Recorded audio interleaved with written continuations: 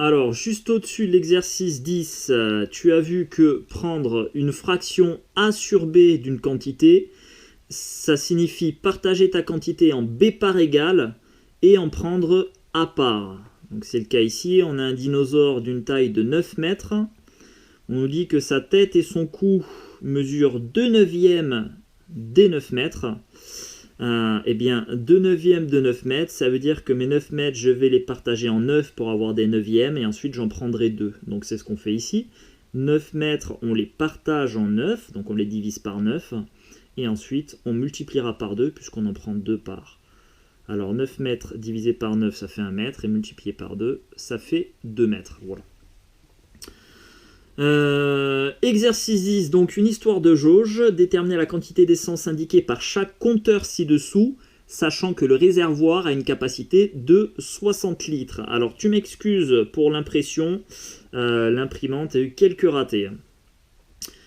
Alors, quand ta jauge, quand l'aiguille de la jauge se trouve sur E, clairement t'es pas bien, tu transpires, surtout si tu n'as pas de station essence à proximité. Donc on est à 0 litres ici, et F, tu es au max, 60 litres. Alors, quand tu seras à la moitié, quand ton aiguille sera ici, tu seras à la moitié de la capacité de ton réservoir. La moitié de 60 litres, ça fait 30 litres. Et donc, quand tu es ici, donc tu seras à un quart de ton réservoir. C'est aussi la moitié de 30 litres. Et ça fait 15 litres. Deuxième jauge, donc là tu seras, donc on remet, on a 30 litres ici, tu as 15 litres ici, donc 15 litres ça représente un quart de la jauge, et là en l'occurrence on est à 3 quarts, donc tu as 15 plus 15, 30, plus 15, 45 litres. 45 litres et qui est 3 quarts de 60.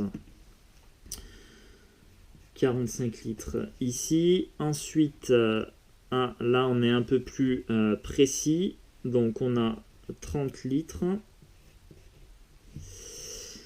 15 litres toujours ici. 0 litres ici.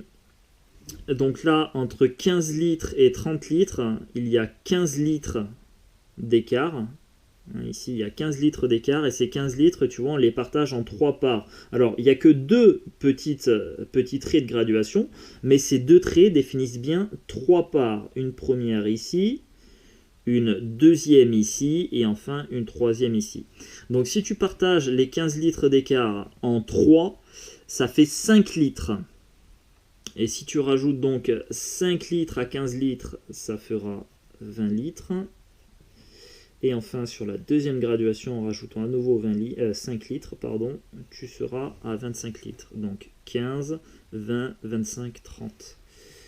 On est à 25 litres ici. Et enfin, dernière jauge. Donc on a 0 litres. On a expliqué que l'écart entre 2 petites graduations, ça fait 5 litres. Donc de 0, si tu rajoutes 5, tu es à 5 litres. Et si tu rajoutes à nouveau 5, tu es à 10 litres. Ensuite, en question 2, on te demande que signifient les lettres E et F. Donc on revient ici sur la jauge. Voilà, on a le E ici quand tu as 0 litres et F quand tu as 60 litres. Alors ça vient de l'anglais, tu m'excuses pour mon accent. E, ça veut dire un petit. Tiens, je te l'écris. Un petit qui signifie vide en anglais, donc ton réservoir est vide. Et F ne signifie pas fuel, mais full, qui veut dire plein.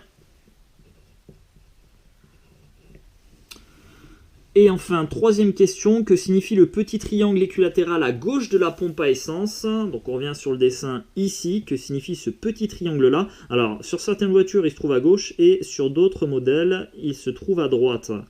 Eh bien, en fait, ça désigne le côté où se trouve ton réservoir sur ta voiture. Alors, ça te sert quand tu vas mettre de l'essence, quand tu vas faire le plein. Du coup, si ton triangle se trouve à gauche, ça veut dire que sur ta voiture, tiens, je te fais un petit schéma, très sommaire, je suis très mauvais Je dessine très très mal, donc ça on imagine que c'est ta voiture. Donc, tu as le devant de ta voiture qui est ici. On imagine. On dirait un lit, je te l'accorde. Bon, allez, regarde, hop, on va mettre des petits trous. Allez, un lit à roulettes, ok. Bon, allez, on imagine que c'est la voiture. Si tu as ton triangle qui se trouve à gauche, donc sur ton tableau de bord, ça veut dire que ta jauge à essence, hop, va se trouver ici à gauche de ton véhicule. Ce qui fait que quand tu vas arriver à ta station essence, si on représente la borne comme ça, donc très mal faite encore, hein, mais on imagine, eh bien tu vas venir ici à droite, hein, j'ai bien dit à droite, si ton triangle est à gauche, ta jauge est à gauche, tu vas venir à droite de la station essence pour récupérer le tuyau et en mettre ici sur ton véhicule. Si tu as basculé à gauche de la station de la borne essence ici, bah, c'est pas grave, c'est juste que tu vas devoir tirer ton tuyau au max et parfois ton tuyau risque d'être un peu court. Et toujours est-il que c'est pas pratique. Donc voilà pour l'explication du triangle qui est bien utile. On va l'écrire ici. Donc, que signifie le triangle? Eh bien, il indique le côté où se trouve le réservoir. Donc sur le véhicule.